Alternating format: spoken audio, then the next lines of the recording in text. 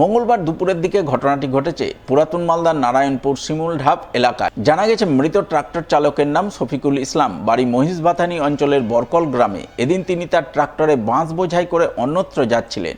যাওয়ার সময় শিমুলঢাপ এলাকায় 12 নম্বর জাতীয় সড়কের একটি ডিভাইডার পাশ কাটাতে গিয়ে ট্রাক্টর চালক নিয়ন্ত্রণ হারিয়ে ফেলেন। ফলে নিয়ন্ত্রণহীন ট্রাক্টর জাতীয় সড়কের পাশে উল্টে যায়। ওই সময় ট্রাক্টরের ইঞ্জিনের নিচে চাপা পড়ে ট্রাক্টর চালকের ঘটনাস্থলেই মর্মান্তিক মৃত্যু হয়। এই ঘটনাকে কেন্দ্র করে সাময়িক চাঞ্চল্য উত্তেজনা তৈরি হয়। পরে মালদা থানার পুলিশ গিয়ে পরিস্থিতি নিয়ন্ত্রণে আনে। এখানে একটা ব্যারিকেড ছিল, ব্যারিকেডের সামনে আসলো কিনা, তো একটা গাড়ি ওভারটেক করলো যখন ওকে, তো বাসটা ছিল, বাসের সামলাতে পারলো না, মানে ঝোঁক মেরেছে জোরে। বাসটাতে যখন ঝোঁক মেরেছে জোরে, তখন গাড়িটা ও বাম দিকে চেপেছিল। বাম দিকে চাপার সাথে ও পারেনি থামতে, ও লাফাচ্ছিল, লাফা দিয়ে আর দাবা পড়ে গেছে, মার্কেট ওর তলে পড়ে গেছে, মার্কেটের তলে পড়ে গেছে। অন্যদিকে গঙ্গায় ভাসমান অবস্থায় এক ব্যক্তির পচা গলা মৃতদেহ উদ্ধারের ঘটনায় মঙ্গলবার জোর চাঞ্চল্য ছড়ালো মালদার বৈষ্ণবনগর থানার ভীমাগ্রাম দুর্গারামটোলা এলাকায়। জানা গেছে মঙ্গলবার সকালে বৈষ্ণবনগর থানার বীরনগর ভীমাগ্রাম দুর্গাটোলার বাসিন্দারা হঠাৎ করে গঙ্গার পাড়ে একটি মৃতদেহ ভাসতে দেখেন। অজ্ঞাত পরিচয় পচা গলা মৃতদেহ ভাসমান অবস্থায় দেখার পরই এলাকায় জোর চাঞ্চল্য তৈরি হয়। বহু মানুষ মৃতদেহ দেখতে নদী পাড়ে ভিড় জমান। খবর পেয়ে বৈষ্ণবনগর থানার পুলিশ মৃতদেহটি উদ্ধার করে ময়না তদন্তে পাঠায়। পাশাপাশি মৃত অজ্ঞাত পরিচয় ব্যক্তির নামধাম ও মৃত্যুর সঠিক কারণ জানতে পুলিশ তদন্ত শুরু করে বলে জানা গেছে।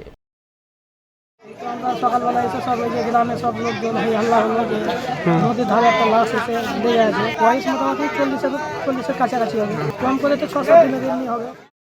অন্যদিকে শ্বশুরবাড়িতে এক গৃহবধূর অস্বাভাবিক মৃত্যুর ঘটনায় খুনের অভিযোগ আনলেন মৃতার বাপের বাড়ির পরিবারবর্গ। পণের জন্য গৃহবধূকে শ্বাসরোধ করে হত্যার অভিযোগ তুললেন স্বামীর বিরুদ্ধে। মঙ্গলবার এই ঘটনাকে কেন্দ্র করে জোর চাঞ্চল্য তৈরি হলো মালদার রতুয়া থানার জাননগর গ্রামে। জানা গেছে মৃত গৃহবধূর নাম জাহানুর খাতুন, বয়স 21 বছর, স্বামীর নাম আবুল কাসেম। গৃহবধূর বাপের বাড়ি রতুয়া গ্রাম পঞ্চায়েতের গৌরীপুর গ্রামে এবং শ্বশুরবাড়ি রতুয়ার জাননগর গ্রামে। তাদের গত 4 বছর আগে বিয়ে হয়েছিল। বর্তমানে এক নাবালক ছেলে, এক নাবালক মেয়ে রয়েছে। এদিন শ্বশুরবাড়িতে জাহানুরের অস্বাভাবিক মৃত্যু হয়।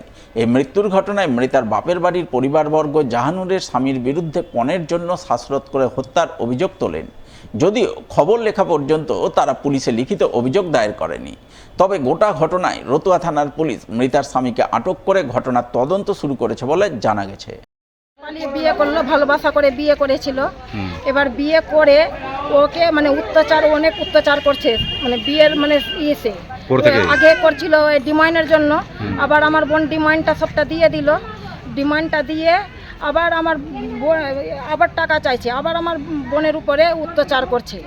এবার ডিমান্ডের জন্য অত্যাচার করতে করতে এবার আমার বোনকে মানে জাহানুরকে মেরেই ফেলে দিল আমার মেয়েটাকে। আর অনেক দিন থেকে, যবে থেকে বিয়ে হয়েছে তবে থেকে জ্বালাচ্ছে।